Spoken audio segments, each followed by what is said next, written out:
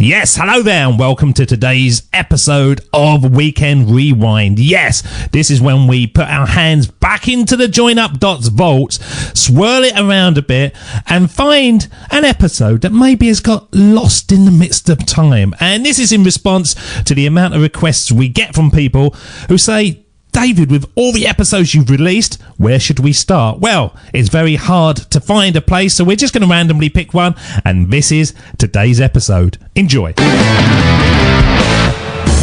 When we're young, we have an amazing, positive outlook about how great life is going to be, but somewhere along the line, we forget to dream and end up settling.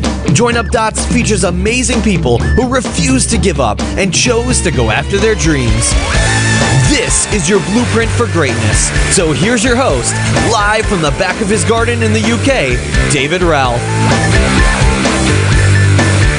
Yes, hello everybody and welcome to our 4th century. Yes, this is episode 401. We're now into the 400s, and it's just astonishing to see how big the show has become very, very quickly. And it did. When I started off on the journey, it went off like a rocket, and then it sort of plateaued for a long while. And I think that's the kind of time when most people will give up and think that things aren't working, and then it's taken off again. So thank you for all of you that sort of sign up and subscribe and leave ratings and reviews and email, because it's only you that is making it possible. And of course it's our guests as well. Without a guest we haven't got a show, and today's guest is a lady who has a huge mission in her life, and as we see all the time, when someone has a mission in their lives, they start influencing more and more people across the world to buy into that mission too.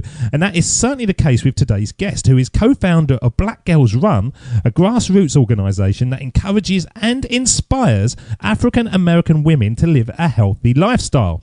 While currently serving at the helm of Black Girls Run, she's also a freelancer writer for Zelle, a runner's world publication, and a blog ambassador for Brooks Running.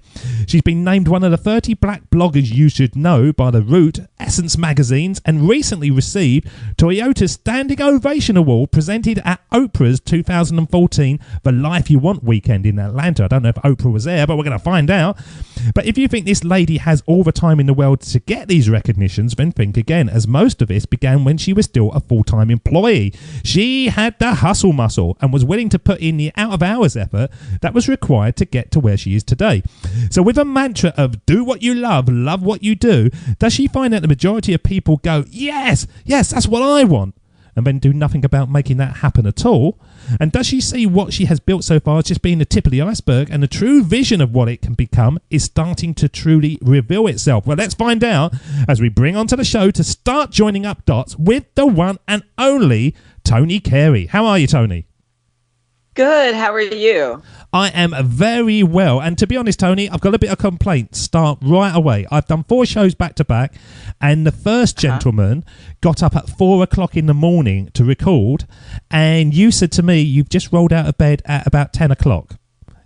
How's that happen? Yes. How have you become the most lazy person in the world, but doing all this amazing stuff at the same time? I stay up quite late at night. I find that I am just more productive and more creative at night. So I'm usually up until about 1 or 2 o'clock in the morning. This week I hit 3 a.m. And so I give myself a little bit of slack and sleep in when I have the opportunity. On most mornings, I'm up at 5:30, actually 4:30, to go to the gym with my husband, but we're taking a break this week, so 4:30 at the gym. 4:30 at the gym. Do you really want? We are literally opening up the doors. Yeah. Do you want to go at 4:30? No. I love sleep. Like, I feel like that's what I'm best at in life is napping and sleeping. And but I find that if I wait later in the day, it never gets done. And so my husband and I made a pact that we would do it together. So sometimes he has to, literally drag me out of bed, but we make sure that we get it done, because otherwise it just slips through the cracks. Do you know, I'll be honest with you, I've never been in a gym in my life. I have not once. Really? I have not once stepped through the door. I once got a slight vibe of maybe I should do something. Probably in Rocky 3. I think that's when the music was pounding and Rocky was just about to run out at the crack of dawn to go on his jog. But then it passed. It passed very, very quickly. And no, I can't think of anything worse. So what is it about gyms that get you going, and why at 4:30? I've always just really enjoyed going to the gym, and I don't know why. I think it's for the semi-social aspect. Like, there are so many people there, with their own goals. And there's actually there's an older lady. She's got to be in her 70s, and she's there almost every day. And she lifts weights, like heavy weights. And she's probably like only grunting. 20, but she looks 70 because she's been there every day. Or that, but she's in there grunting and everything. And I'm just like, wow, I want to be that lady when I get older. I never want to lose that fire. So it's people like that kind of, I like people watching too. So I can people watch and lift some weights and get a workout in at the same time. The reason I'm sort of digging around on this, because it shows, as we say in the introduction, your hustle, the fact that you're willing to go there, and the fact that you say that you don't want to lose that fire. Has that always been in you? Have you always been somebody that is driven to do, I suppose it's not the unusual, but go slightly further than the usual? Yeah, I think it was in high school that really sort of started to come out. I wrote for our school's newspaper, and the instructor that we had, he also had like that hustle mentality, which was an interesting dynamic, him being a teacher, and then also a hustler too. So he became my mentor and really helped guide this path that I'm on as far as being a writer and in PR and marketing. And so I always found myself doing more than one thing. So in high school, I always had a job. I was, always writing for the paper, eventually became editor, just had my hands in a lot of different things. And, I get bored really easily as well. And so I found I operate best when I have, 3 or 4 things going on at the same time. Now, it doesn't mean I get to sleep a lot or there's a lot of time to do extra stuff, but I find that that's kind of like my sweet spot. And I know, and that's not true for everyone. But I think what you did, which was perfect, was you had your fingers in so many different pies. And so some pies you'll put your hand in and you go, oh, never want that one again. And others, right, you'll end up licking your fingers for hours. And that's the kind of way that you test stuff out, isn't it? That's the way that you find your path, by trying stuff. And some will work, some won't. But more often than not, there'll be one in there. There'll be a pie made of gold. Right. Yeah, I actually, when the first job I had out of college, I worked for an agency, worked there for about 1.5 years, and decided that I wanted to try corporate. So I went into corporate communications, and I really thought that was going to be the path. I knew that that's what I wanted to do, and it was the worst 1.5 years of my life. Why was it? Why was it so bad, Toni? It was all the things about corporate life that you can imagine that I just hated. From, I would find myself just sitting in my cubicle, staring at the screen with like not much to do. So I felt like I was just not being productive. Like I wasn't learning anything. I wasn't growing. The opportunity to move up was non-existent. And I just felt like I was wasting away.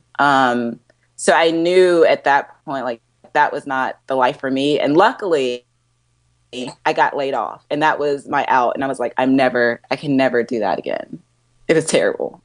And is it because you were sort of motionless? Because you seem somebody that I can't imagine being in a cubicle. You seem to be somebody that wants to bounce around and be energetic and live life and embrace life. And more often than not in corporate land, that isn't the case. I was in corporate land for years and years and years, and I know that feeling of looking at the clock at 2:00 in the afternoon thinking, I've done everything I need to do and I've got another 3 hours to sit here. Was it that sort of lack of mobility? I think so. I think it was that. And then I think, just the nature of who I am. I've never worked at a job longer than probably 2 years. So I need that like constant change. Now, I don't know if this is good or bad. I've talked to a business coach and life coach about this, but I think that's where my passion for entrepreneurship comes in, is because every day is different, and you always have to be agile and always thinking creatively about the next move or the next thing you want to do. And so in corporate life, that wasn't there. And I felt like, I have all these great ideas and I know I'm creative. I have all these things that I want to do, and that it was an environment where that could be fostered, or in my opinion, anyone cared. Everyone was just kind of there collecting a check, and no one was really thriving per se. And did you want to scream? Lame. Did you want to scream? Do you look around at people and go, come on, you zombies, get up. You've only got one life. Yeah, it's the weirdest like vortex to be in, because it's like, okay, do these people, am I anomaly? Like, what are these people's goals around me? Like, are they comfortable? It was just weird. It was just the weirdest thing. So yeah, the best thing to happen to me was to be laid off and I could go forward with my life. It is funny though, isn't it? But that is a frightening thing for so many people, to be laid off. But throughout these shows, and we've done over 400 now, the majority of people have had their future taken out of their control because somebody has decided to lay them off. And they all look back on it and go, wow, that was the best thing that ever happened to me. At the time, I had no idea what I was going to do, but thank God that happened. Do you think that is how life should be? Should we have moments in our life when we have no control and somebody pushes us into a corner, and it's at those moments that we fight back? Oh my God, I think that's the only way to live. Like, that's the one thing that I think about all the time and constantly repeat to myself, is that you have to surrender in all aspects of your life. Because I truly believe that the world, or, God, conspires to help push you in the direction that you're supposed to go. And I read this recently, we all have free will and we all make choices, but the destination is always going to be the same. It just might take you longer to get there. So I try to remember that when things get hard, or like the doors keep closing, that there's a reason for those doors to be closed, and doors that should be closed. And time again, it never fails when something like that happens. I can always look back and can say, wow, that was totally for the best. Like, thank God, he was looking out for me, because otherwise that could have been, detrimental, or at least made the path a bit longer, or the journey a little bit longer when it could have been shortened. So I truly believe that you have to surrender to the powers that be, and ultimately things work out like they're supposed to. So that is the theme of the whole show, joining up your dots when you look back at situations in your life and you go, that was terrible, but thank God for that. So I buy into that totally. But how do you let it go? As they say in Frozen, let it go, let it go. How do you do that when you're striving for something? Because that ability to just say what will be almost goes contra against you getting up at the crack of dawn and working really late to try to get the dream that you want. Right. There's definitely... you have to strike a balance. And part of it is, yes, I totally believe you should be focused on your goals and be driven in a direction, but you can't get derailed or want to give up when something doesn't go your way. So, when those doors keep closing, you just kind of have to keep pushing forward and know that you're doing the right thing. Now, I also believe that sometimes you can just be hitting your head against a brick wall.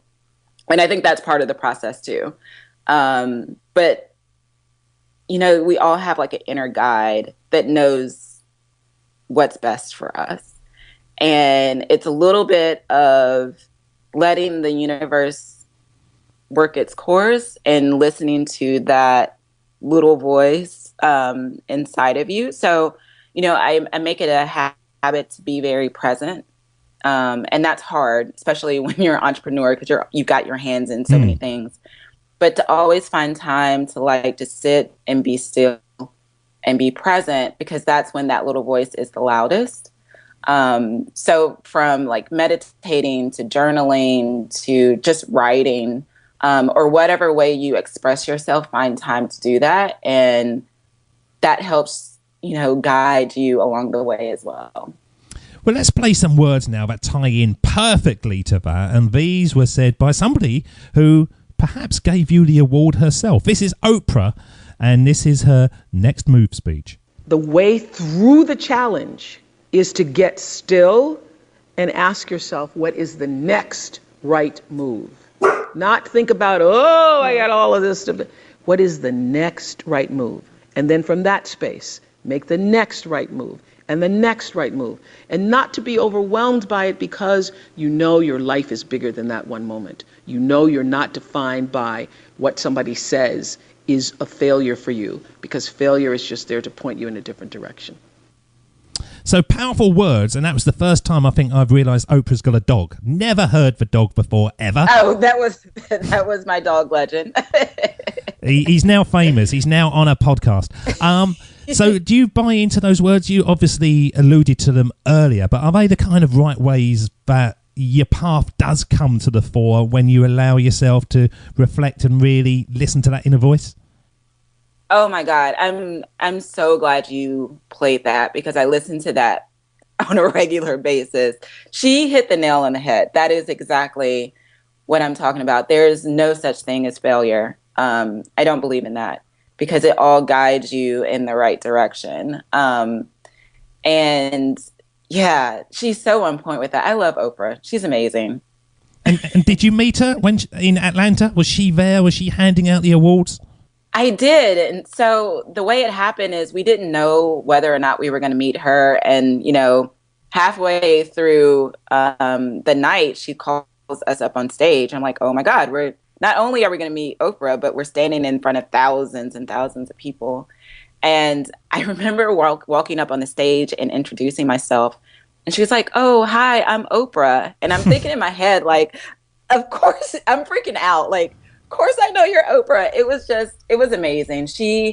I understand why people are drawn to her. I call her Aunt Oprah now. She probably doesn't know that. She listens to every show. She'll know that now. Really? Yeah, she's our Aunt biggest Oprah, listener. It was a pleasure meeting you. Her energy is amazing and just the sweetest person I've ever met. So I listen to her or watch her life class and Super Soul Sundays. I just think, that is the space that you want to be in when you're so self-aware and just finding who you are in this life. I think that's part of it too. This life is just so short, and I don't want to get to the end wondering like, okay, so who am I really? Or, did I use my time like I was supposed to? I really feel like people should tap into that inner voice and follow whatever path that it's telling them to go. Now, one of the things we talk about, Toni, quite often on the show is the fact that the real young Toni, the small girl, is more often than not very closely linked to the person who's rocking and rolling it later. It's the essence of the individual. It's the passions. It's before money gets involved, before responsibilities. How much of that little girl, looking back, was yourself? Now, I'm looking at a picture of you now with very mad hair. I have to be honest. It's big, big hair. Did you have the same kind of look when you were little, or has that grown into you? No, I didn't. I was always like the chubby kid. I was always like the tallest kid and probably the chubbiest kid. I remember in like preschool, I couldn't fit in the chairs. Like that picture is actually still burned in my brain. Um, and so I can't say that I had like strong self-esteem growing up. And I don't think that that was really reinforced at home. And so I've grown into this person that I am. And it's been, a somewhat painful process. And it's funny when you were saying that, I'm trying to think of like, was there any indication as a kid of who I would be today? And I think it was just hidden so deep that I can't really, I don't know that one would recognize the other. My mom is an entrepreneur. And so I think that's where my entrepreneurial spirit comes from. And I've always seen that hustle, but yeah, I don't know. Well, what do you think your mum would say? Question. Did you think your mum would say, yeah, you haven't changed at all? I think there's some things that she would say hasn't changed. I'm very hard-headed. And I always kind of question everything. I was just having this conversation with her yesterday about something. She was like, she tried to teach me to sew at a very young age. And I would always ask, like, are you sure you're supposed to do it this way? Now, granted, she's been sewing for years, and me at, 7 asking her, are you sure you're supposed to do it this way? That's kind of classic Toni. So very hard-headed, always questioning authority for sure. Those would probably be the two things that she would say first. Because mums are annoying, aren't they? I'm 45 years old, and my mum still every now and again will say. Yesterday, I was talking about a new business that I'm going to create, and she said, and this is an exact word. She said, "Well, why don't we wait until we get the first one going before the second one?" I said, "Where's this we business come from, and what's it got to do with you?" But they still think that they're in control somehow, don't they? They are. And that is such a classic mom line. Like, I've heard that a billion times. But, I've also learned that mom does know what she's talking about the majority of the time.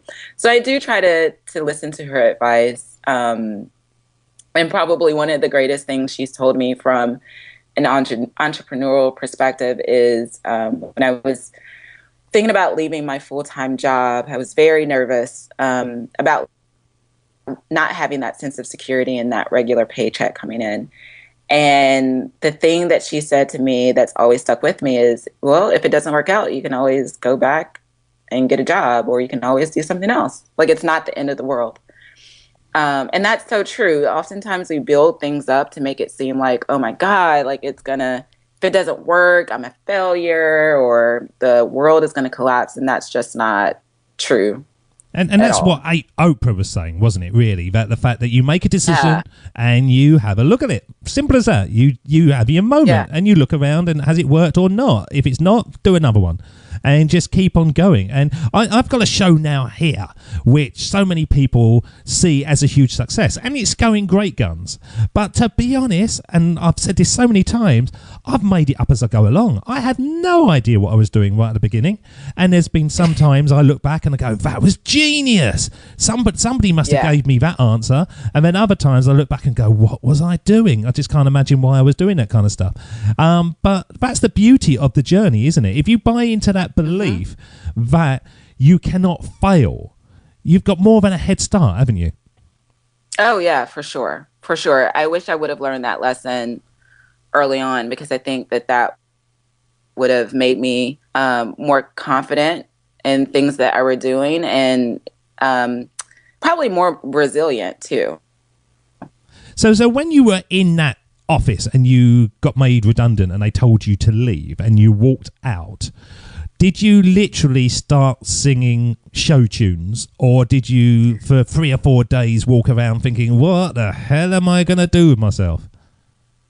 No, I literally started singing show tunes. My boss was very apologetic, and I'm like smiling. I'm like, okay, like I'm trying to hide how excited I am. And I'm just like smiling because I was living in New Jersey at the time, and I hated being there. I didn't have family there. So I was ready to kind of move on to the next chapter. So he didn't realize that he was really giving me an out of and that was my way to pick up and move on and do something different. So why did you need an out when you were so excited when it was given to you? Why didn't you just take it earlier? You know, I don't know. I think it was that negative self-talk, like, you know, just talked myself out of being able to leave. I was in grad school at the time, and I thought that, you know, I'm in grad school. I need to stick it out for at least another year. I'm going to owe them, you know, my company had paid for some of my tuition, so I'm going to owe them. You know, I just had all the negatives stacked against me when I'm, you know, comparing what I should do moving forward. And, you know, little did I know I could finish up my grad school. When I finished up, moved back to Nashville. I didn't, you know, the money that they did give me, it was manageable. I could have paid them back. So even that, I'm thinking, you know, how much time did I waste there? You know, if and I how long did you within waste? 6 months, it was about a year and a half. Right. I wasted a year and a half when I could have been gone maybe in 6 months and been happier. But you didn't waste it, did you? There's experience gained from everything, which is one of the things about join up dots as well. Even that you can't see it at the time, you look back and you go, right. Because of that one job that I hated every minute of, I now know how to do something or other, which you can then take forward. Oh, yeah. The people that I met that I'm still connected to there, I met my husband in New Jersey. I wouldn't have met him if I would have left early. So, yes, that's exactly right. And in most situations, you can see, like you said, when you look at it, hindsight, you can see what the purpose in that meeting or that a year and a half at what you think is a dead-end job, there's always something to glean from it. Well, let's play some words now that I love playing on this show. And it's at that point that you've walked out your office, you're standing there or you're kneeling doing jazz hands and singing the medley from Annie. This is the words of Jim Carey. My father could have been a great comedian, but he didn't believe that was possible for him. And so he made a conservative choice. Instead, he got a safe job as an accountant. And when I was 12 years old, he was let go from that safe job. And our family had to do whatever we could to survive. I learned many great lessons from my father, not the least of which was that you can fail at what you don't want. So you might as well take a chance on doing what you love. Is that the message that we should get out to the world? I think so. I think that you have to take that chance. You know, I know so many people who are at a job that they hate, and that sense of security, they can't get past that. And it's preventing them from ultimately being happy. And while, you know, I'm the first to say I have expensive taste and I love nice things, but I'm glad that I learned early on that my happiness and being able to express myself in creative ways is so much more important than collecting that check. Now, it is not easy. I mean, there's certainly times throughout this journey I've been, you know, I've wanted to go get a job. And funny enough, no one's ever, you know, I've applied and applied and applied and no one's responded. So again, I think that's the universe saying, no, Tony. Or have you subtly written it in a kind of, that there's an undercurrent?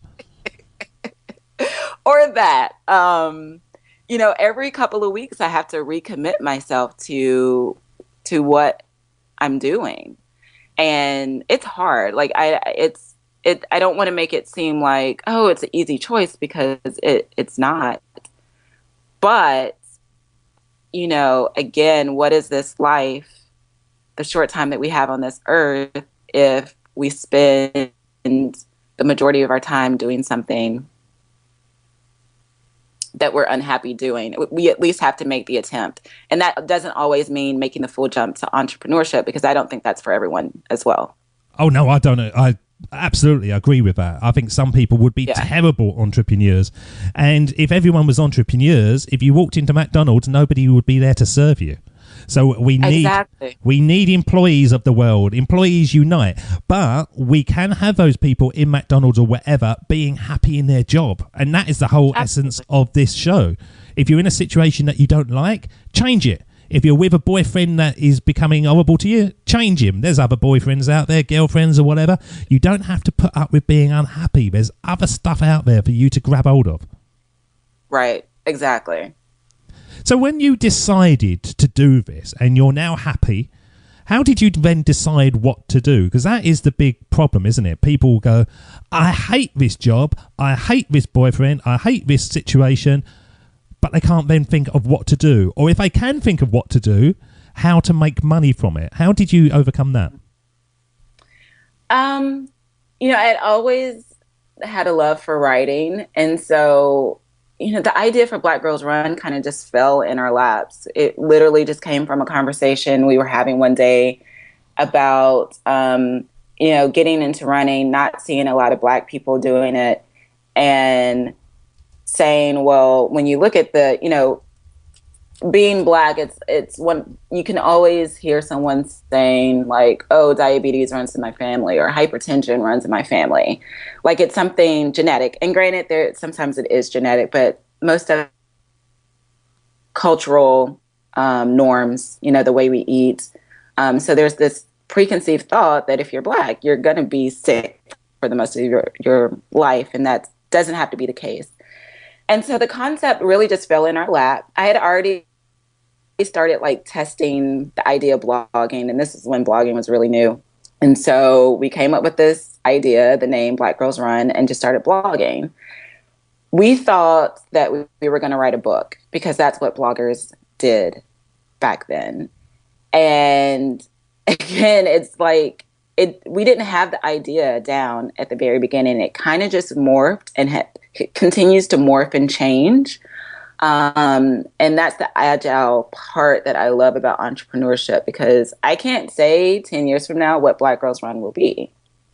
And I'm kind of okay with that. Have you got a sort of vague idea? If I said to you, right, finish that last glass of wine and then tell me what's it going to be like, could you have a vague idea? No, I don't. I really don't. You must have. You must have an idea. I don't. No, I don't. Honestly, I think that I think that we're kind of just like chipping away at, you know, something. I think it is about health awareness.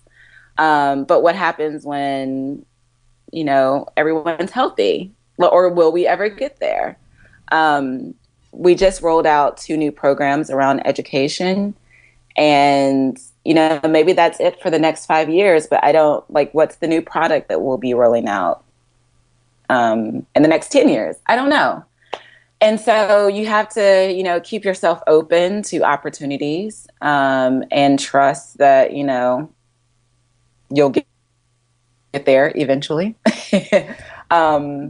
But I've seen the way that we've operated so far. Whenever we've tried to like plan something, it almost never works. And it's things that we've accidentally stumbled upon that seems to work. So no, I agree with that totally. But I do think that certainly with Join Up Dots, I know exactly what I'm working towards. Kind of global domination, really, I suppose. But how I get there, I've got no idea. I'm just doing stuff constantly, and things work. But I know exactly what I want at the end. And when I step away and I close the door, then Join Up Dots is going to be operating without me. That's the key thing. You know, it becomes an entity that doesn't involve me. which you see in kind of like Richard Branson and all that kind of stuff, don't you? These guys that have really done something amazing, they are the head of something, but they don't spend their time answering emails and spreadsheets and all that kind of stuff. They've gone beyond that. Did you not want that kind of thing with Black Girls Run, that you become like the sort of the black female Richard Branson, if there is one? Yeah, I mean, definitely for myself, I want to be able to move away and do other things. Particularly in the outdoor space. I think there's such a need for females in the industry, and Black females in the industry. There are practically none. So I know I want to do something with outdoor. I've always had this dream of, opening a boutique or a coffee shop or something like that. So there are definitely things that I want to do personally. And I guess you're right, like getting Black Girls Run to a place that it can survive and live on without me. That's the ultimate goal, is to be able to impact people in other ways. I don't believe that Black Girls Run is the end for me. I think it's just the beginning for sure. It's very similar, all these journeys, aren't they? It's just different timelines. I remember listening to another podcast, and it was a drummer. And he was saying there's no good drummers, there's no bad drummers, you're just on a timeline. And so when you look at somebody and they're drumming really amazingly, they couldn't do that 5 years previously. It's only because they've had 5 years of practice. And so when you look at like the Oprah Winfreys and the Richard Bransons and the Steve Jobs and all that, they all start from the same point as we are. And then there's going to be people looking at you and me, Toni, and going, it's all right for Toni. She can do this, she can do that. But it's a different timeline, isn't it? There's no good or bad. There's no right or wrong. You just are where you are. And if you start earlier, you'll be further along that timeline. Right, yeah. And that can be frustrating. I look at people like that and say, wow, I maybe I could have been further along, or I just wish that time would speed up for me. And that bothers you, yeah, you have to be. It does bother me a little bit at times. I think it's those times where things get particularly rough because, this is not a cakewalk by any means. And I think about, maybe I should just go get a job and have some stability and be okay with that. Even though I know that is far from, what I want to do. So you can't do it, can you? You can't do that. No. And then, I surround myself with other entrepreneurs or, people in general who really believe in what I'm doing and really care about me. And they are invaluable on the days when I'm like, I just want to throw in the towel. And I think that's important too, is just to surround yourself with people who are super supportive, and that you can vent to, and that can be the voice of reason when you can't be. That's really important. So is that a good sort of starting point for anyone listening to this show? Really be focused on who you're surrounding yourself with. Oh man, I can't tell you how important that is. I've been living that lesson for the past, like 2 or 3 years. And I think that it's just like my season in life to learn that lesson. And it's been a tough lesson to learn. And it's been very painful, but it's so important. The old adage, birds of a feather flock together. That is so true. And whether you realize it or not, you become like the people that you surround yourself with. My parents did a really great job of teaching me that early on. Just be very careful who you're hanging out with. So I didn't keep like a big circle. I was always kind of like a solo person. But the older I get, I realize the more important that is, and being okay with being selective about who you want to spend your time with. That, like, you have permission to do that. And if someone is not jiving well with your life, release them. Some people come in your life for a reason and some for a season, and that's okay. So I've completely, I feel like, done an overhaul of who I choose to spend my time with and who I choose to take advice from, because it really does make a difference. It truly does.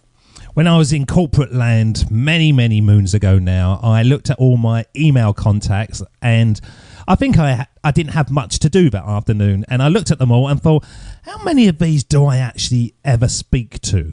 And so I sent an email out to everyone, which basically said, if you want to meet up for a beer and connect, respond to this email. If you don't, I'm going to delete it. And I ended up with maybe about 5 responses out of about 400. But those 5 I've still got now. And I'd much rather put my energies into them than all the other ones that were just sort of hanging around, making me feel popular, but actually weren't part of the big scheme. Yes, I worked with a life coach last year, and that's something that she told me. You know, like, so many times we spend our time trying to convince people to like us back or to get on board with what we're doing, when you always have a core group of people that love you no matter what, that are supportive no matter what. And you should put your energy towards those people, not trying to get people on board that will never be on board. And I don't know why we have the tendency to do that, to want people to like us, when you should just focus your energy on the people who, you know, have your best interests at heart, no matter what.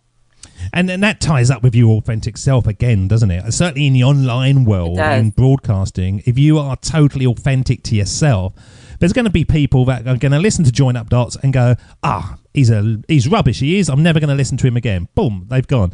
But the people that do come to you are the ones that love you, and that's the ones that hopefully will build your brand and your loyalty. And it's kind of easier to be you than anyone else, isn't it? Just be yourself.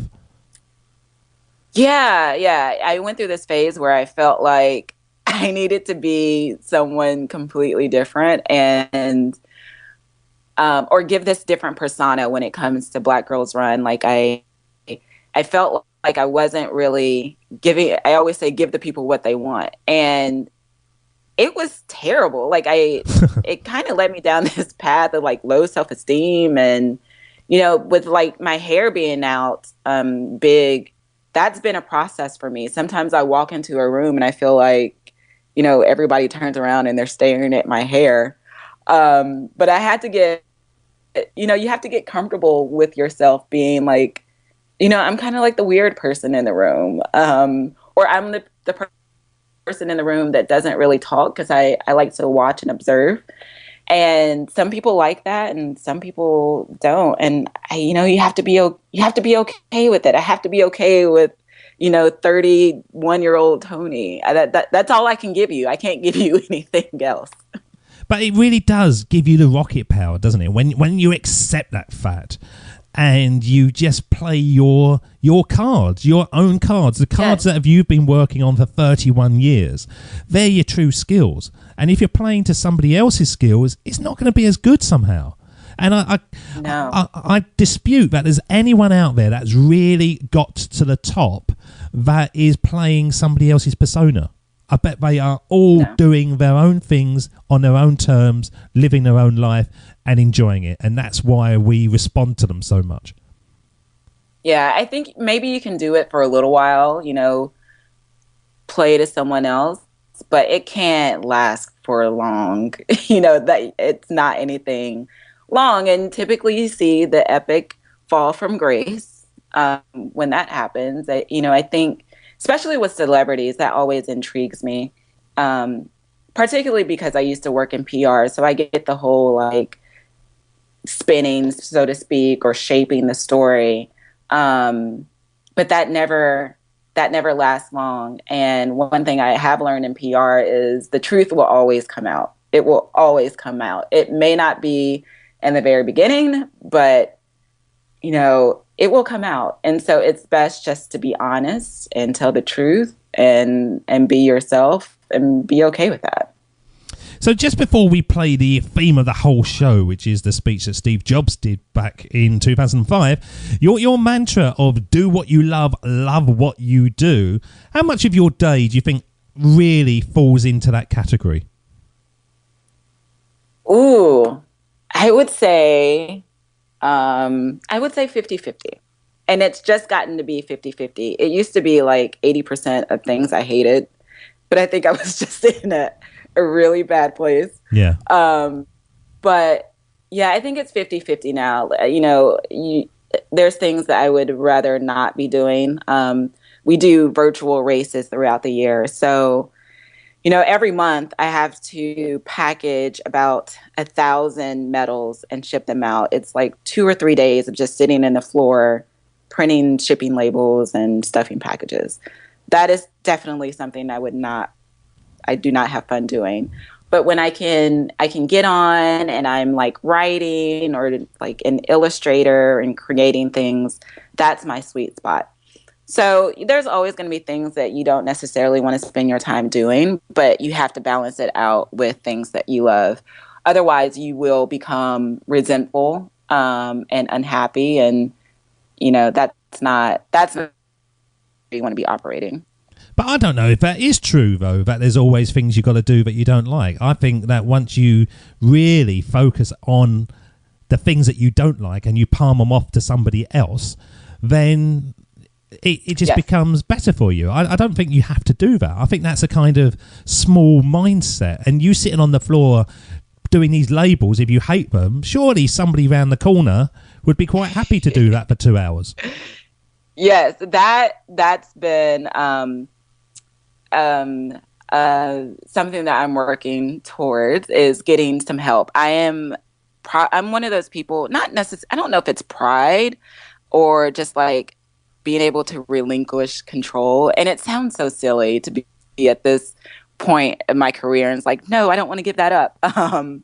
But you know, I think that's going from, and like you said, a small entrepreneur mindset to, okay, how do we make that leap to the next level, which means I'm going to have to give up control. With every leap, there comes that decision to lose control a little bit more, and that is tough. That is so tough. Yeah, but do you know how I overcome that? Because I had a problem with getting people to do stuff.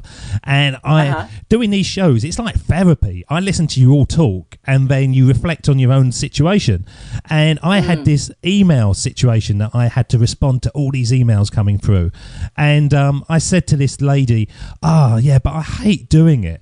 But I can't justify somebody else doing it because I can do it quite quickly anyway. It's just I hate doing it. And she said to me, if you took that $30 and you could make somebody else's life better, would you use that $30? And I went, yes, of course. And she said, so why won't you pay somebody $30 to do a job you don't like if it's making their life better at the same time?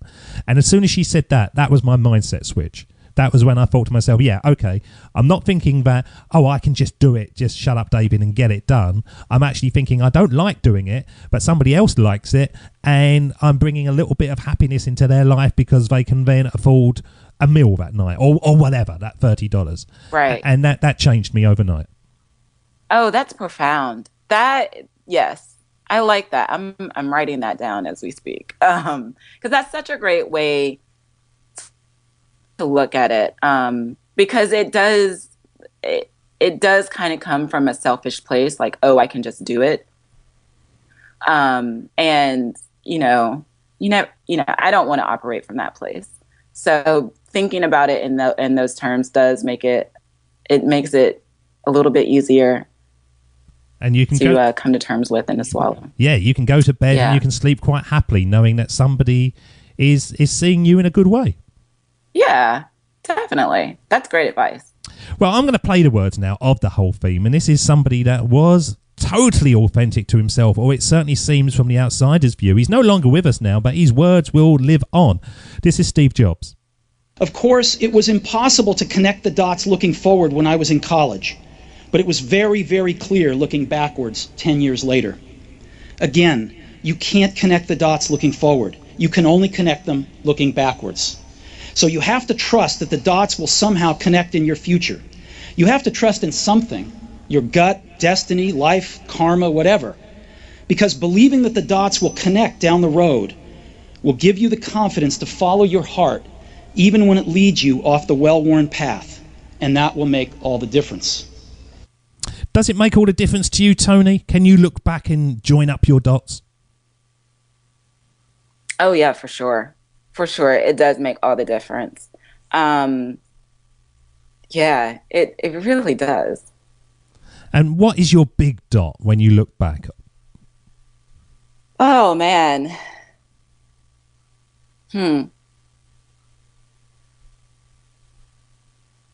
Big dot. That's hard. I feel like there's so many small dots.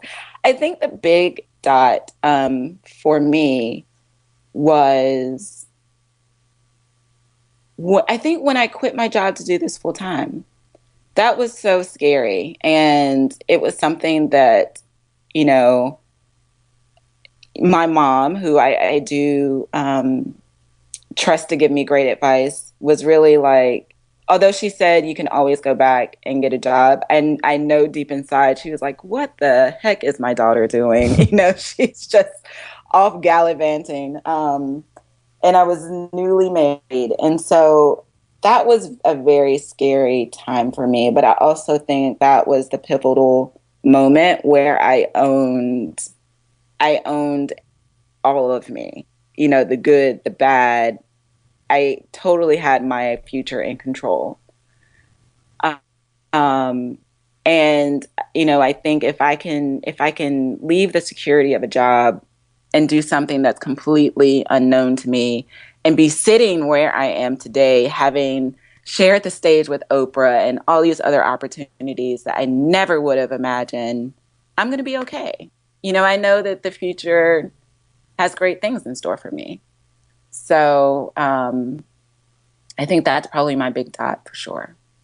Well, let's see if we can take this wisdom and send it back in time, because this is the part of the show that we call the Sermon on the Mic, when we're going to send you back in time to have a one-on-one with your younger self. And if you could go back in time and speak to the young Toni, what age would you choose and what advice would you give? Well, we're going to find out, because I'm going to play the theme, and when it fades you up, this is the Sermon on the Mic.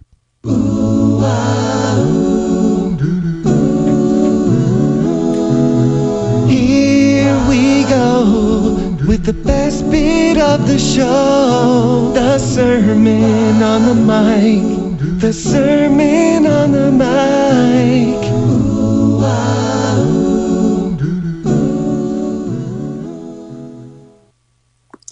Hi, 16-year-old Toni. I am 31-year-old Toni. It's a pleasure to meet you.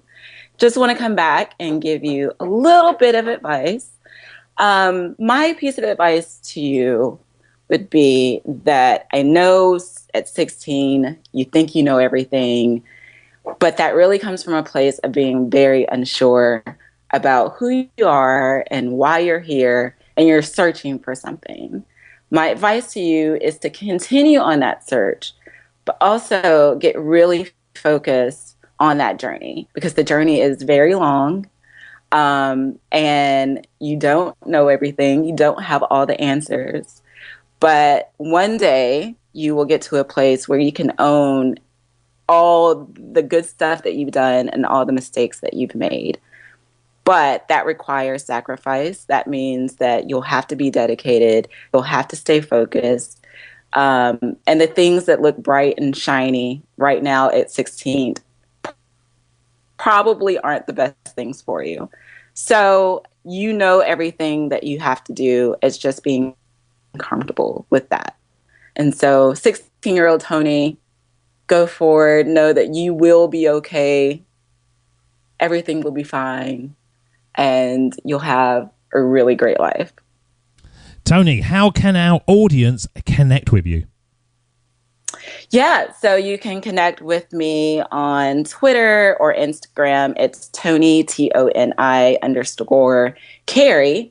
or on Facebook. You can always find me around the Black Girls Run block on Facebook. Just search for Black Girls Run.